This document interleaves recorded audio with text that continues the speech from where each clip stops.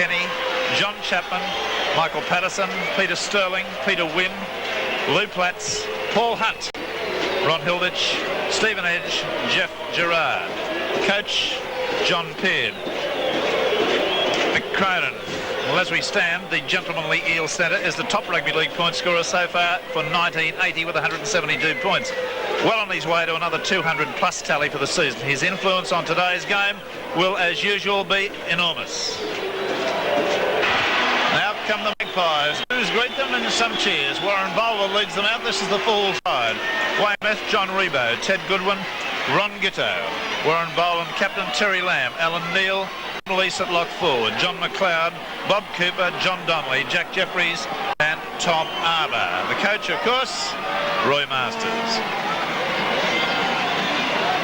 Well, Jim Lease has proven his utility value with stints in the 5'8" and then centre position for the Mags. Back today at his rightful lock spot, he'll relish the prospect of letting the representative selectors know for future reference that he's available should Ray Price's surgery and convalescence not measure up. Referee in today's match, Mr. John Gosher, who had the fine game last week in the 22-all draw between Parramatta and Manly. Premiership match results since January 69. 29 games, Parramatta won 15, West 12, drawn 2. Points 4, West 468, Parramatta 462. Since 69, there have been 15 games at Cumberland. Parramatta won 9, West 4, drawn 2. West have won the last 6 games against Parramatta. The last time Parramatta won, amazingly, was in July 77 when they won 33-2 at Cumberland Oval, going all the way back to 77. First penalty of the match. A little bit of an altercation there. First penalty to Western Suburbs. Infringement in the tackle. This game could develop into something pretty fiery. The wind on the ground level, Barry Ross? Reasonably strong, favouring Western Suburbs. It's coming from southeast. Up to 10 metres or 8 metres inside halfway. Parramatta's in. That's the way to come on the ball. Tom Arbour. Neal. Dallas Donnelly bustling forward. Both the props have had strong, hard runs in the opening seconds. Wayne Smith, the high kick. There's pressure. All underneath it. Cooper takes it well. Must have been offside, surely. Referee says play on. Goodwin tackled. Midfield. Obviously in front of the kicker. Didn't touch a Parramatta player on the way through. Donnelly. It doesn't matter about his 18 stone or whatever it is. They still picked him up and belted him in. Jeffries. Lamb. It's a line ball one. The referee says play on. That bounce is important here. Look at this, look at this. And it's a try. The Western Suburbs. Bob Cooper's got to it. Bounced high in the air. Wayne Smith's down in back play. Terry Lamb's down in back play. I think that was quite right, the referee's decision allowing play to proceed. But see it again. Now watch the West line. There's Cooper. He was onside, but only just perhaps. He's streaking through, and that terrible bounce, it bounced very high in the air. Watch it, up he goes, the big 6'5". Had to be like a rugby union man. Indeed, he played rugby for Wests. Now that, I think, was quite legitimate by Jeff Gerard to knock Lamb on that occasion. Now watch this horrible bounce, and Cooper jumped right up in the air. He's the tallest man on the field and comes up with a try, and that's a shock. A look at the Ron Gitto kicking record for this year, and he hasn't kicked in all first grade games. 57 goals from 83 attempts, success rate of 68.7. Watch the round the corner style. The wind is with him. He could tend to hook this a bit. That means more from right to left. He's also scored 8 tries. It's hooking, it's hooking, it's hooking. It hits the upright and goes over. Well, there's a dramatic opening. The wind was always going to bring it back to that left-hand upright. Parramatta are down by 5 points. West 5, Parramatta 0.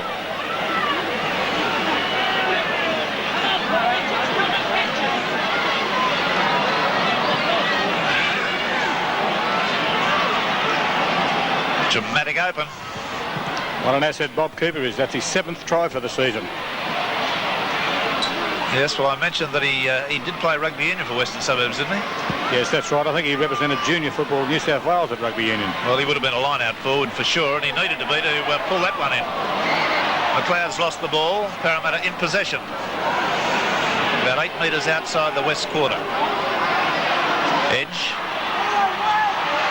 And there's a possession change again as Paul Hunt loses the ball the first time up.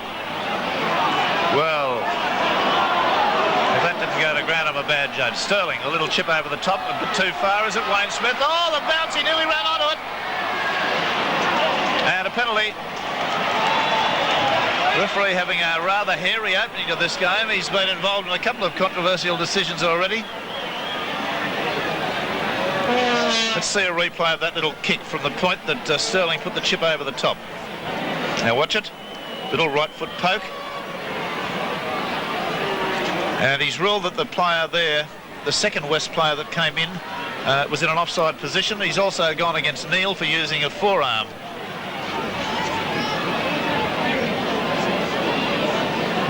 And that is a kick from the quarter line to Cronin.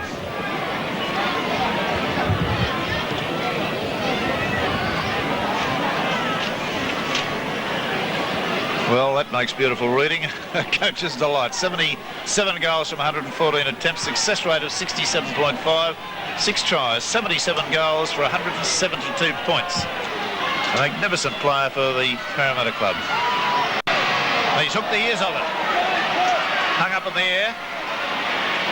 Lease. Oh, nearly burst right through. Quick play the ball. McLeod.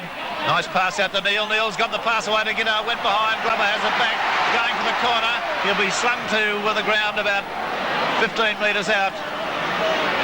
Edge. Platts. Big second rower. Still got him by the leg. Edge again. Hunt. Referee telling them to get back to 5. Pressure now for West. Sterling. Hilditch lost his footing. Trying to straighten the attack. They're moving sideways, not making any forward progress. He's across the ruck. Patterson left behind. Glover has it. Play on, he says. And they're right back where they were on the first time that Glover picked up the ball. There's a penalty against Neil and Rebo. Now, just take a tip from me. Expect a little bit of fireworks between Rebo and Glover. You recollect that Rebo was sent from the field in the Tooth Cup match on the occasion of their recent clash. Was exonerated. Now, you've got a perfect view of it. Our backpack cameraman is in a very low angle there, as you can see. Got himself right down on the ground. This will be better than being at the ground. Now, Cronin usually doesn't string 2 bad kicks together, but he does appear to be aiming slightly to the left again, to me. And it's gone to the left. And just makes the distance. Goodwin takes it, takes the tackle. Parramatta players claiming a try, but I think that was a bit of gamesmanship. Now, Goodwin will be trying to belt this a long way down. Parramatta pressure been pretty strong the last few minutes. That's not a great kick. Sterling will take it very competently to Glover. Neville Glover winding up.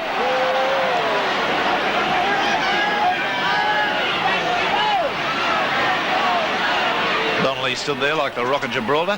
Hunt, very much a lightweight second rower.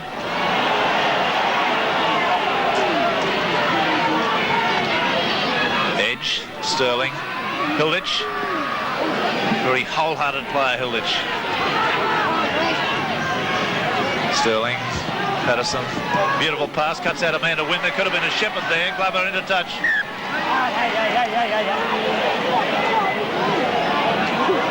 A little bit of, I think that was a touch judge's voice you could hear saying, ay, ay, ay, ay, ay. Enough of that.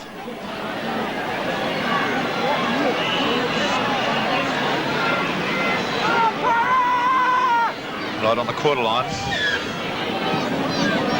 Western Suburbs end. Running from right to left.